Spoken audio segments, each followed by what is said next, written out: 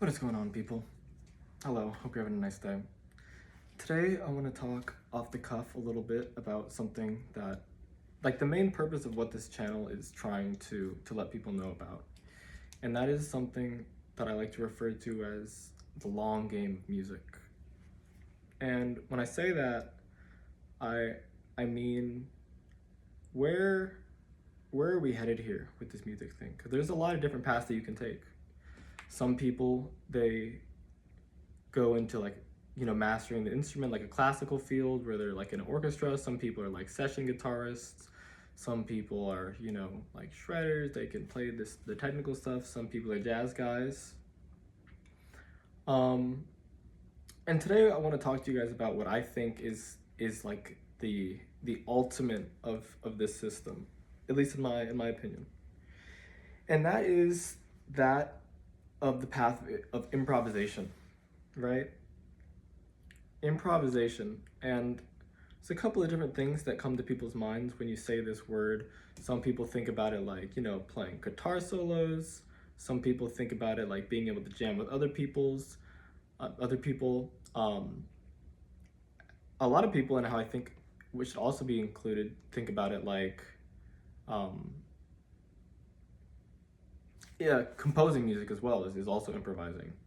And so this skill of improvising is so important for you to develop, because it's like it's the fundamental skill of being a creator with this thing rather than an imitator, right? And we're all influenced by our influences. It finds its way into our music. But to me, improvisation is the ability to have a musical idea that is in your head and be able to translate it onto an instrument, right? So when you think about it in that light, improvising a melody is kind of the same as like remembering it in a way.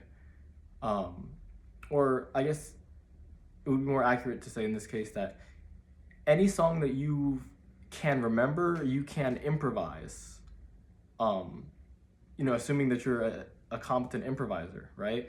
We're able to take these sounds in our head that we recall and translate that onto the instrument. And when you start studying improvisation in this way, or just when you start studying it more in general, I think what you come to find is that there are these archetypes hidden within the music. The relationships between chords and what certain melody notes mean to you over certain chords. And it's a pretty personal journey for everybody, but there's some things that I feel like are, pretty universally felt. Things like, having a place of like more darkness versus brighter. I don't want to just, I'm next to my piano, I can just show you what I mean by that specific example, right? But if you just listen to this, we'll be here. I'm in the key of G for, this is my one, and to go to like a darker place would be something like this. And it's like this idea of light to dark, it just exists in music. It's like an archetype. There's so many songs that just utilize this interplay between the dark and the bright. And then you can go from here, this is our original, and then you can even go brighter than this. It would be, I think this. Yeah, exactly. Like, that's like, whoa, we're out here. And then it's funny because that leads you, that was a three major chord. It could lead you to 6, this dark, longing place. To me, that's how it feels. After I'm at the 6, I can walk it down to 5. We could go home here, it would be perfectly fine for me to go. But we could also, on the 5 chord, we're gonna extend the journey. Okay, I'm going to 4. Pull on the heartstrings, 4 minor. Extend the journey even further, we're going down to 3. It's all leading us somewhere. After 3, let's go to 6. And then finally we're gonna end with our 2. The 5 chord, I'm not quite ready. There, and then we're gonna make it even more tense. Like,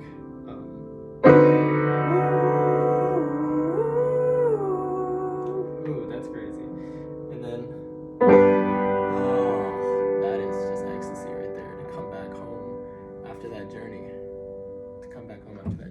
Yes, sir. But I don't want to get too off topic. Really, what I'm trying to get across here is that to get good at this improvising thing is like really what it means to be a musician, to be like a creator. You know what I'm saying? Like all of your favorite artists and just your favorite artists in history, they honed this thing, this ability to look at the pieces and rearrange them and understand the structures and put them in order. And you need to find a way to have that make sense to you. There needs to be a matrix about this. There needs to be a map of music how you conceptualize it in your head.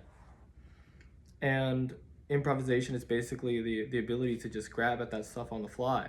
It is like the core skill of what being a musician really is. Because improvisation, especially in regards to just like listening to people, it just means like suiting what you're doing for the situation. That's another way to look at it. And to go more into like what I actually am interested in including in this channel, the spiritual aspect of this, okay?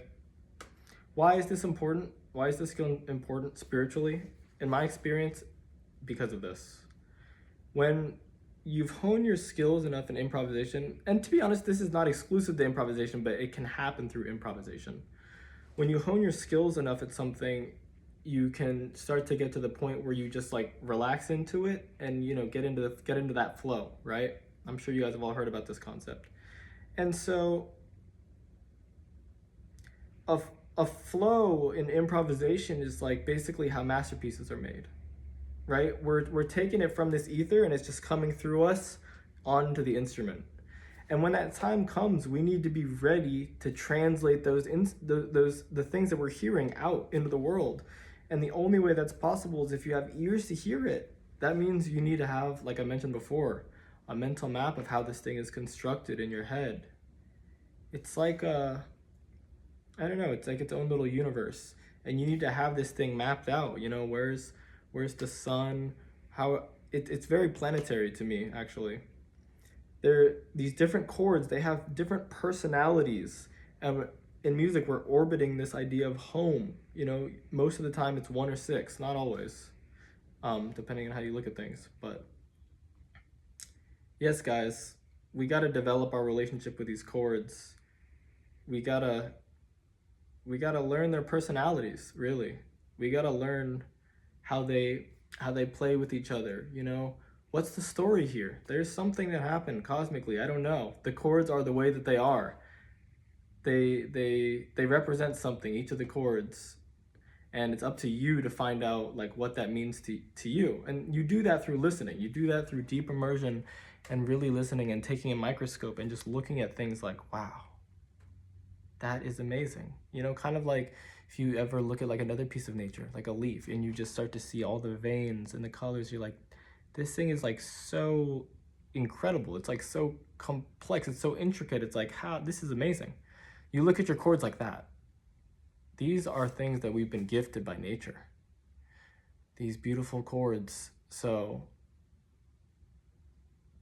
just go deeper with them. Go deeper. Stay longer on one chord. Find out what it means to you. Cool. I hope that was helpful. I'll see you guys. Also, if you made it this far, seriously, if you're a guitarist that improvises or composes, if any of this resonates with you or not, please, I would love to interview you. Hit me up on Instagram. I would love to talk to you guys. Thank you. It's for my music education program. I'm trying to make this as good as it possibly can be. So please, I would love to interview you. Thank you. Bye.